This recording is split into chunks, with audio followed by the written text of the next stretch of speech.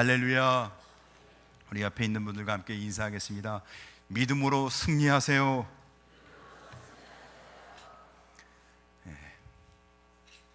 날마다 주님이 주신 은혜 안에 기쁨과 감사와 승리가 있게 주님을 축복합니다. 성도는 행복이 아니라 거룩한 삶을 살아야 한다고 얘기합니다. 여러분, 주 안에서 거룩한 성도 되시길 주님을 축복합니다. 제가 오늘 근곡교회 온 지 만 7년이 돼서 만 7년 첫 번째 주일이 되었습니다. 그래서 지난 한 주간 하나님이 준 은혜를 한번 생각해 봤습니다.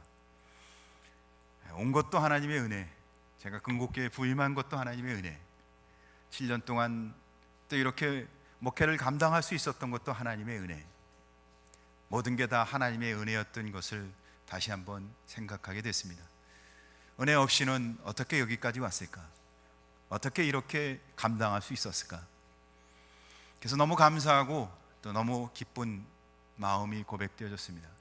또 한편으로는 이렇게 부족하고 연약한 자를, 허물도 많고 약점도 많은 자를 하나님이 이렇게 쓰시는데 어떻게 감당할지 이런 근심과 걱정이 되더라고요.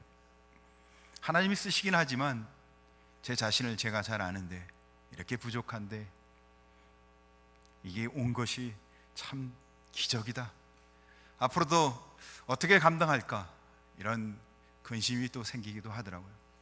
그동안 부족한 자를 위해서 기도해 주신 온 성도님들께 감사를 드립니다. 또한 우리 장로님들 무심양면으로 도와주시고 함께 해주시고 또 마음을 모아주신 것 정말 감사합니다. 하나님이 은혜였기에 여기까지 온 것 같습니다. 모든 건 다 이렇게 양면성이 있는 것 같습니다.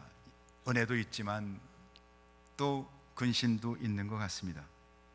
한 가정에 자녀가 태어날 때 보면 자녀가 태어나는 건 가정의 기쁨입니다. 정말 기쁜 일이죠. 그런데 자녀가 태어나면 또 근심거리도 됩니다. 그래서 요즘은 자녀를 안 낳고자 하는 사람도 있어요. 저희 가정에 아이가 태어났습니다. 하나님이 주신 은혜에 감사해서 이름을 하나님께 영광 이렇게 이름을 지었습니다. 둘째가 또 태어나서 또 너무 감사해서 주님께 찬양 이렇게 이름을 지었습니다. 그리고 이제 얼마 있다가 아내가 좀 근심을 해요. 그래서 왜 근심하냐 물어봤더니 셋째가 생긴 거예요.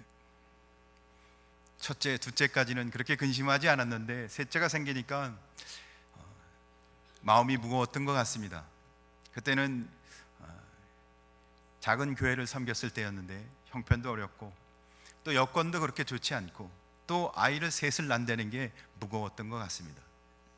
그래서 셋째가 생겼다는 것은 정말 기쁜 일인데 여러 가지를 생각해 보니까 근심이 된 것 같아요. 그래서 같이 하나님이 주신 자녀니까 우리가 어떻게 하겠냐, 하나님께 맡기고 우리 키우자. 그래서 기도하면서 그렇게 세 자녀를 키웠는데 셋째가 제일 기쁨을 주더라고요. 하나님은 다 은혜가 있고 하나님의 인도하심은 다 복된 것 같습니다. 오늘 성경 본문은 3500년 전 이스라엘의 한 가정에 아이가 태어납니다. 근데 그 아이가 그렇게 기쁨, 감사, 은혜만일 수만은 없었어요. 마냥 기뻐할 수 없었다는 거예요. 아이가 태어났는데. 왜냐하면 이스라엘 백성이 애굽의 노예로 있었을 때였기 때문입니다. 이집트의 바로 왕이 히브리 가정에 남자 아이가 태어나면 그 아이를 다 강물에 던져 죽이라고 명령을 내렸습니다. 왜냐하면 바로 왕은 이 노예들인 히브리 사람들이 인구가 점점 왕성하게 늘어나는 거예요. 그래서 큰 위협을 느껴서 남자 아이가 태어나면 강물에 던져 죽이라고 명령을 내립니다. 오늘 출애굽기 2장은 그런 상황 속에서, 그렇게 위협적이고 적대적인 상황 속에서 한 가정에 남자 아이가 태어나는 이야기로 시작되고 있습니다. 이 아이가 태어났을 때 그 가정의 엄마, 아빠, 부모의 마음은 어땠을까요? 마냥 기뻐할 수는 없었겠죠. 남자 아이가 태어나면 그 아이를 갖다 버려야, 죽여야 되니까. 소중한 아이를 바로 왕의 명령에 따라 강물에 던져야 할 상황이었기 때문입니다. 그렇다면 그 가정은 어떻게 했을까요? 오늘 성경 본문 출애굽기 2장 1절에서 10절 말씀을 통해서 그 가정이 어떻게 했는지, 또 하나님은 어떤 은혜를 주셨는지 우리가 함께 살펴보며, 우리도 이 믿음의 원리에 따라 우리의 삶과 우리 자녀를 양육하고 우리가 정말 믿음 안에 쓰는 은혜가 무엇인지를 함께 나누고자 합니다. 첫째, 믿음의 눈으로 보라. 따라합시다. 믿음의 눈으로 보라. 오늘 이야기는 레위 지파에 속한 남녀의 결혼 이야기로 시작됩니다. 1절을 보면 이렇게 기록하고 있습니다. 레위 가족 중 한 사람이 가서 레위 여자에게 장가들어. 이게 좋은 일이잖아요, 결혼하는 일이. 출애굽기 6장 20절의 이하에 보면 그 남자의 이름은 아므람이었고 여자의 이름은 요게벳이었습니다. 아브람과 요게벳이 결혼을 했습니다. 그러고는 아이를 낳는데 건강한 사내 아이를 낳았습니다. 이거 얼마나 기뻤겠어요. 예전에는 특히 사내 아이를 낳는 게 기쁨이잖아요. 요즘은 딸을 낳는 걸 더 기뻐하긴 하시더라고요. 그런데 중요한 것은 바로의 명령에 의하면 이 아이를 강물에 던져야 하는 것입니다. 그러나 도저히 그럴 수가 없었어요. 그래서 그 아이를 비밀리에 석 달 동안 숨겨서 기르기 시작합니다. 아이를 버릴 수가 없어서. 왜 그랬을까요? 그 아이가 내 핏줄이기 때문에. 내 핏줄을 어떻게 죽여?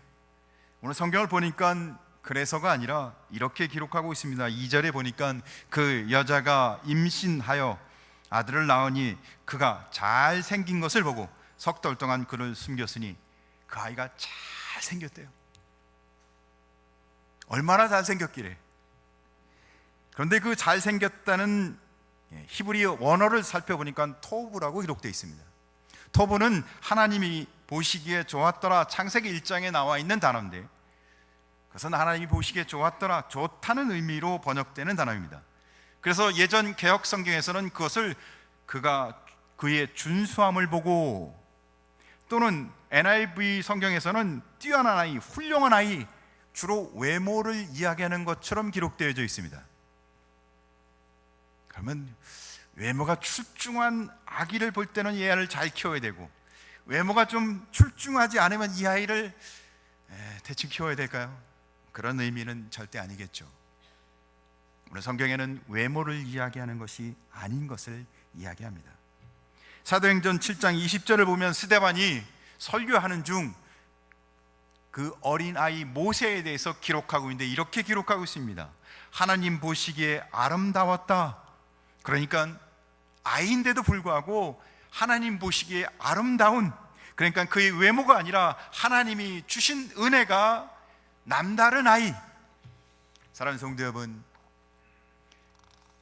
오늘 이 성경 본문의 은혜가 우리가 아이를 보는 시각이 되시길 주의 이름으로 축복합니다. 유진 피터슨이라는 사람이 메시아라는 성경을, 신구약 전체의 성경을 새롭게 자기가 번역해서 씁니다. 특별히 오늘 출애굽기 2장 2절 말씀을 이렇게 기록하고 있습니다. 그녀는 그 아이에게 특별한 것이 있음을 보고 석 달 동안 아이를 숨겨서 길렀다. 그 아이에게 하나님 보시기에 아름다움, 그러니까 하나님이 주신 특별한 것이 있음을 보고, 사랑하는 성도 여러분, 하나님이 주신 가능성을 아브람과 요베겟이 보았다는 것이에요. 사랑하는 성도 여러분, 하나님이 주신 모든 사람 마음속에는 하나님 보시기에 아름다운 은혜가 있는 줄 믿으시기 바랍니다. 사실 그 아이가 태어났을 때, 그 핏덩어리를 봤을 때 그 아이는 그냥 아이에 불과해요. 그런데 그 부모는 믿음의 눈으로 그 아이를 보았다는 겁니다. 믿음 눈으로 바라보니까 얘는 하나님의 작품이요, 하나님이 주어진 선물이요, 특별한 존재였다는 겁니다. 사랑하는 성도 여러분, 우리는 하나님의 자녀로 하나님의 특별한 존재인 것을 믿으시기 바랍니다. 또한 우리에게 선물로 주신 우리의 자녀들은 또한 하나님이 주신 특별한 자녀인 것을 믿음의 눈으로 바라보시길 주의 이름으로 축복합니다. 믿음의 눈으로 바라보니 그 아이가 특별한 존재로 보였던 거예요. 하나님 보시기에 아름다운 존재로 보였다는 것입니다. 우리에게 주는 아주 중요한 은혜가 있습니다. 뭔가요? 부모는 어떤 눈으로 자녀를 보아야 하는가? 사랑하는 성도 여러분, 자녀를 믿음의 눈으로 바라보시길 주의 이름으로 축복합니다. 믿음의 눈으로 바라볼 때 그 자녀는 특별한 자녀가 되고 가능성 있는 자녀가 되는 것입니다. 그렇지 않으면 작고 연약한 부모 품에 안겨 부모를 의지할 수밖에 없는, 부모가 아니면 안 되는 자녀가 되는 거예요. 그러나 하나님이 주신 자녀라고 믿음의 눈으로 바라볼 때 이 아이는 특별한 목적을 갖고 바로 부모를 통해서 태어난 특별한 존귀한 자녀가 되는 것입니다. 하나님의 작품, 하나님의 형상대로 닮은 존귀한 하나님의 사람, 그 아이가 앞으로 커서 어떤 사람이 될지, 어떤 위대한 일을 할지, 사랑하는 성도 여러분, 우리는 모르지만 하나님이 인도하실 줄 믿으시 바랍니다. 그러니까 성도가 낳은 자녀를 믿음의 눈으로 바라보면 어떻게 해요? 하나님 앞에 기도할 수밖에 없는 거예요. 내가 그 아이를 주관하는 게 아니라 하나님 앞에 맡기고, 하나님, 이 자녀를 통해 하나님 어떤 일을 하시겠습니까? 하나님이 이 자녀를 통해 하나님 어떤 영광을 받으시겠습니까? 할렐루야. 하나님이 주신 자녀, 하나님이 맡긴 자녀, 이 특별한 하나님의 형상을 닮은 자녀, 그들을 위해 하나님 앞에 간절히 기도하며 끝까지 하나님의 은혜를 구하는 복된 은혜가 있길 간절히 소원합니다. 두 번째, 주님께 완전히 맡겨라. 믿음의 눈으로 바라보니 이 자녀는 하나님이 특별한 은혜 가운데 주신 아름다운 아이인 거예요. 그러면 어떻게 키워야 돼요? 하나님 앞에 완전히 맡겨서 키워야 되지 않겠습니까?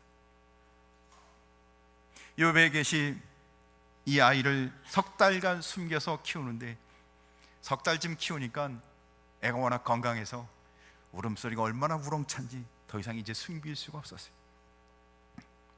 그래서 어떻게 합니까? 긴장의 연속이었죠. 애가 한번 울면 온 집안이 다 긴장하는 거예요. 왜? 들키면 어떻게 해요? 이 아이뿐만 아니라 숨겨 키웠던 부모와 가족도 다 죽을 상황이었습니다. 그래서 오늘 성경 3절을 보니까 그 상황을 이렇게 기록하고 있습니다. 더 숨길 수 없게 되매 그를 위하여 갈대 상자를 가져다 역청과 나무진을 칠하고 아기를 거기에 담아 나일 강가 갈대 사이에 두고, 더 숨길 수가 없어서 뭘 했다고요? 갈대 상자, 갈대로 상자를 만들었어요. 그리고는 물이 들어오지 않게 역청과 나무진을 칠하고, 그리고는 그 갈대 상자를 띄우는데 물살이 센 곳에 띄우면 떠내려가 버리잖아요. 그래서 갈대 사이에 띄우는 겁니다. 잘 떠나가지 않도록 어머니가 할 수 있는 최선을, 부모가 할 수 있는 최선을 다하고 있습니다. 그런데 궁극적으로 그 아이의 운명을 누구에게 맡기고 있어요? 하나님께. 강물에 띄웠다는 것은 가생자리, 갈대가 있는 곳에 띄웠을지라도 이제 그 아이는 부모의 손을 떠나는 것이었습니다. 사랑하는 성도 여러분, 부모가 자녀를 위해 하나님 앞에 다 맡긴다는 것은 아무것도 안 한다는 뜻이 아닙니다. 부모가 할 수 있는 모든 것을 최선을 다합니다. 그러나 궁극적으로 그 아이의 운명을 하나님 앞에 맡기는 것입니다. 사랑하는 성도 여러분, 내게 주신 선물, 자녀들을 하나님 앞에 맡기고 하나님을 의지하고 하나님 앞에 다 내려놓고 하나님을 의탁하는 성도 되길 주의 이름으로 축복합니다. 그것은 오늘 하나님에 대한 아브람과 요게벳의 믿음이었던 겁니다. 사랑하는 성도 여러분, 그들은 믿음으로 이 자녀를 하나님 앞에 맡기고 갈대 상자에 그 아이를 담아 강물에 띄웠던 거예요. 그리고는 그 아이의 누이 미리암을 통해서 그 아이가 어떻게 되는지 쫓아가 보라고, 그 아이가 기랑 강물에 떨어져 죽는지 끝까지 지켜보라고 그 누이를 보냅니다. 여기서 우리는 두 번째 우리에게 주시는 은혜를 깨닫게 됩니다. 우리에게 맡겨준 이 아이를 우리는 하나님의 손에 의탁해야 한다는 것입니다. 사랑하는 성도 여러분, 우리는 하나님의 자녀로 우리의 삶을 하나님께 맡기는 성도 되길 주님을 축복합니다. 또한 우리에게 맡겨진 우리 자녀를 우리가 책임질 수 없다는 사실을 고백하며 하나님 앞에 맡기는 부모 되시길 간절히 소원합니다. 부모로서 아무것도 안 한다는 것이 아닙니다. 오늘 요게벳을 보면 할 수 있는 모든 것을 다 합니다. 그러나 궁극적으로는 하나님 앞에 맡겼다는 겁니다. 사랑하는 성도 여러분, 아이의 운명은, 우리의 인생의 운명은 하나님께 있습니다. 최근 부모들의 삶을 보면 자녀들을 끝까지 통제하고자 하는 사람이 있습니다. 자기 손에서 놓칠 못해요. 끝까지 그 아이를 좌지우지 자기 뜻대로 하고자 하는 부모들이 있습니다. 그래서 그 아이가 중고등학교, 대학교, 그런 결혼을 하고 직장을 다녀도 부모 품을 떠나지 못하는 경우가 있어요. 그래서 척 스윈들 목사님은 자녀를 양육할 때 그들을 붙잡은 손, 그들을 양육하는 손에 힘을 빼라, 이렇게 이야기하고 있습니다. 우리가 아무리 자녀를 통제하고 끝까지 자녀들을 내 뜻대로 세우고자 하지만 사실은 다 가능하지 않습니다. 저도 새 아이를 키우고 있는데 새 아이 전부 제가 보니까 제 힘으로 하는 게 하나도 없더라고요. 인력으로 안 되는 것을 처절하게 느낍니다. 제 힘으로 안 된다는 걸 철저하게 느낍니다. 우리 부모님들은, 우리 부모된 자는 하나님의 뜻, 또 자녀가 갖고 있는 꿈,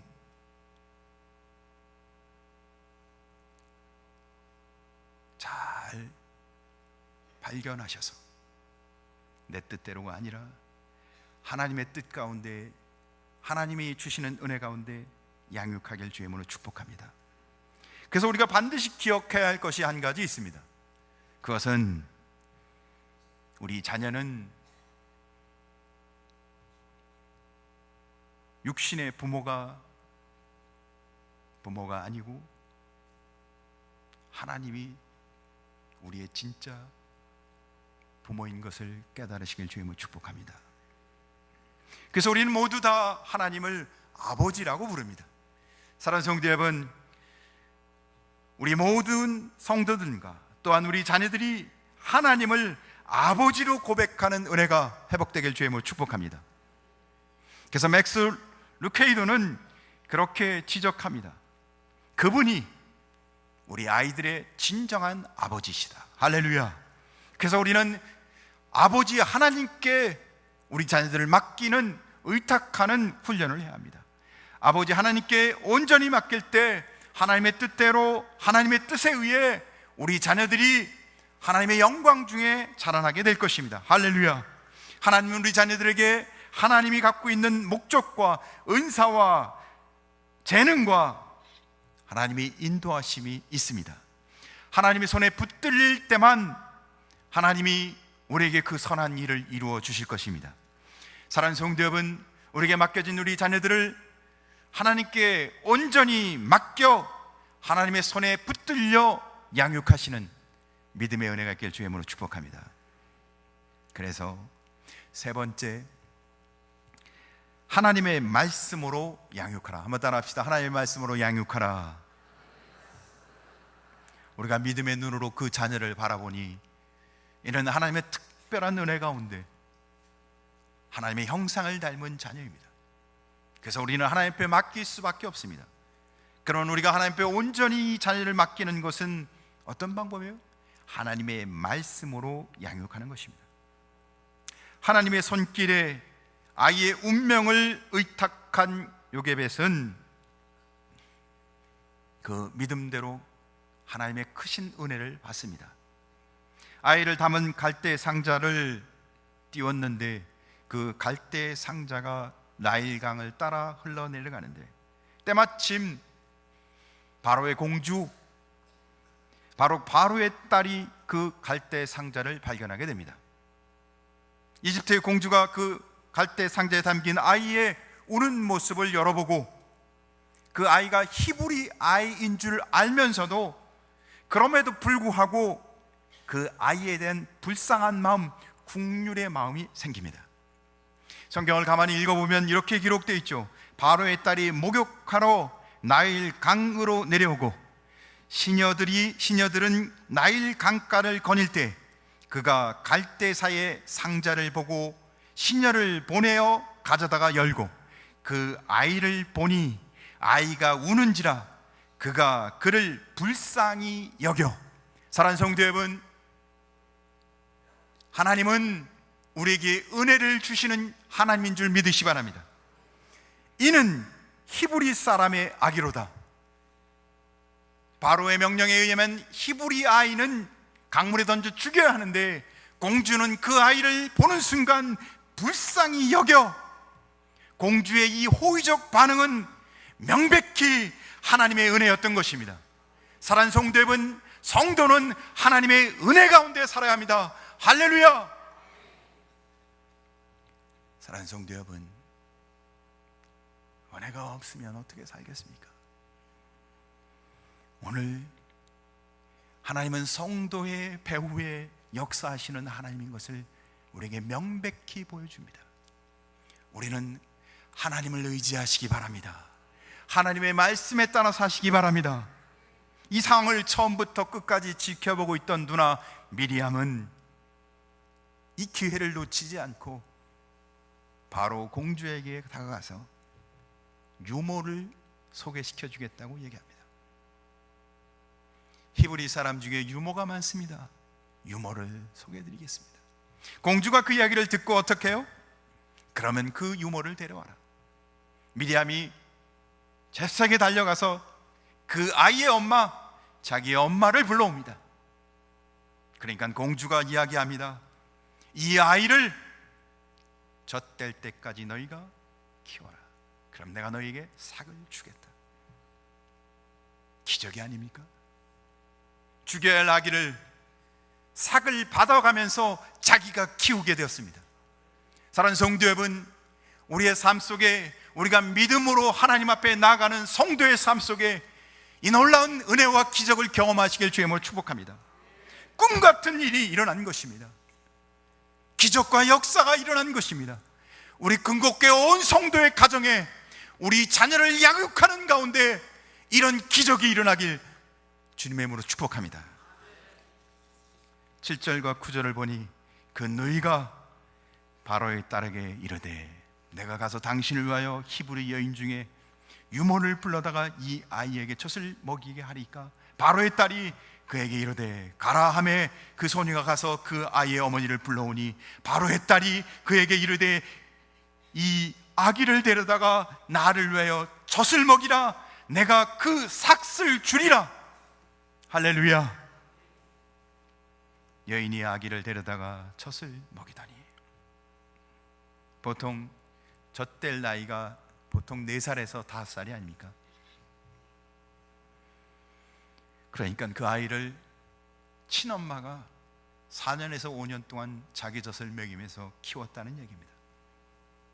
10절을 보니까 그 아이가 다 자란 후에 그 아이를 젖 먹이는 동안 엄마가 그 아이를 키웠던 거예요. 그래서 젖을 뗀 후 공주에게 아이를 보냅니다. 공주는 그 아이를 물에서 건졌기에 모세라는 이름으로 부릅니다. 이집트에서 노예로 있던 이스라엘을 구원했던 불세출의 지도자 모세, 그가 바로 그 아이였던 것입니다. 여기서 우리는 중요한 하나님의 은혜를 발견하게 됩니다.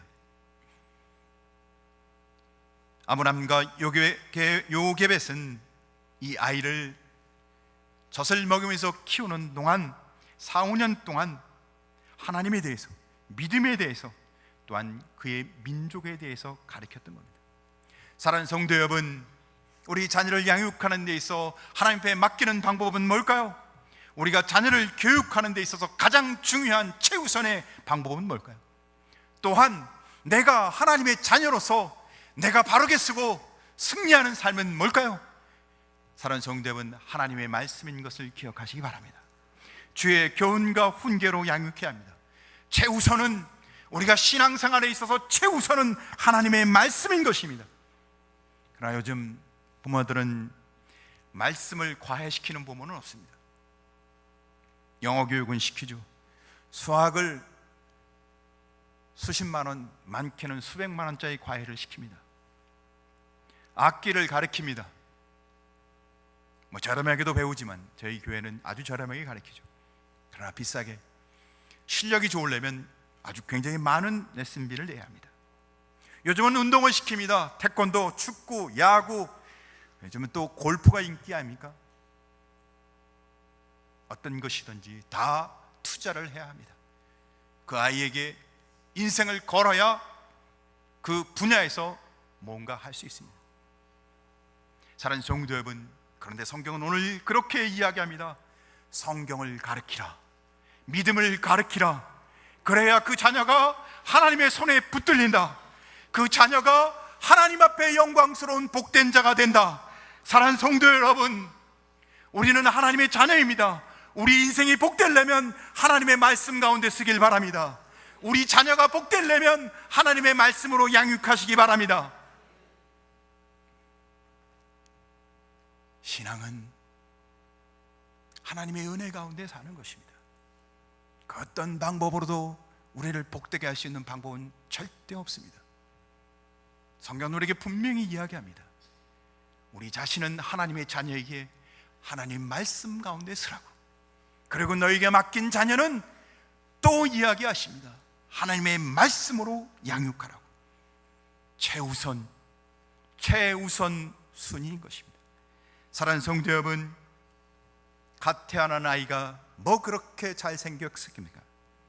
작고 연약하고 특히 그 시대에는 죽음의 위기에 직면한 가련한 아이일 뿐이었습니다. 그러나 이 가정은 그 아이를 믿음의 눈으로 바랐어요. 그래서 그 아이는 위기의 시대에 민족의 지도자가 되었고 하나님이 쓰시는 위대한 종이 되었던 것입니다. 사랑하는 성도 여러분, 믿음으로 자신을 바라보시기 바랍니다. 믿음으로 내 자녀를 바라보시기 바랍니다. 하나님이 아름답다 하시고 하나님이 존귀하게 여기는 자녀이며 하나님이 존귀하게 여기는 하나님의 백성인 것을 기억하시기 바랍니다. 그리고는 그 아이의 운명을, 그리고는 나의 운명을 하나님 앞에 맡기십시오. 그리고는 말씀에 따라 훈련되어지고 말씀에 따라 쓰는 성도가 되어시길, 말씀으로 양육하는 가정이 되시길 주님의 이름으로 축복합니다. 그래서 우리가 그렇게 하기 위해서 두 가지 적용할 것을 제가 부탁을 드리겠습니다. 첫째는 성경을 읽는 것입니다. 2018년 우리 금곡교회 온 성도는 작년에서부터 우리 아이들까지 성경 일독, 하나님의 말씀 가운데 사는 한 해가 되시길 주님은 축복합니다. 말씀으로 사는 자가 신앙에서 승리하는 것이고 거룩한 삶을 사는 것이고 하나님의 뜻대로 살아가는 것입니다. 두 번째는 예배는 앞자리로, 예배에 승리하는 성도가 되시길 주의 이름으로 축복합니다. 제가 연초부터 강조해서 이야기합니다. 예배는 앞자리로 오라는 게 아니라 이 마음속에 예배를 사모하는 예배자가 되라는 것입니다. 사랑하는 성도 여러분, 그런 의지의 표현으로 앞자리로 나오시길 주의 이름으로 축복합니다. 그런 마음이 있으면 앞자리로 올 수밖에 없어요. 그래서 우리 장로님들이 그 마음에 함께 참여하셔서 앞자리에 오셔서 예배를 드리시고, 일부에 주로 교육자들이 예배를 드리는데 앞자리 와서 예배를 드리고, 그런 아름다운 전통이 금곡교회 신앙의 전통이 되시길 주의 이름으로 축복합니다. 온 성도들이 그런 아름다운 모습을 따라하며 하나님의 은혜를 사모하고 하나님의 은혜 가운데 살고자 하는 불같은 신앙의 은혜가 온 성도들의 마음속에 불타오르길 주님의 이름으로 축복합니다. 기도하겠습니다.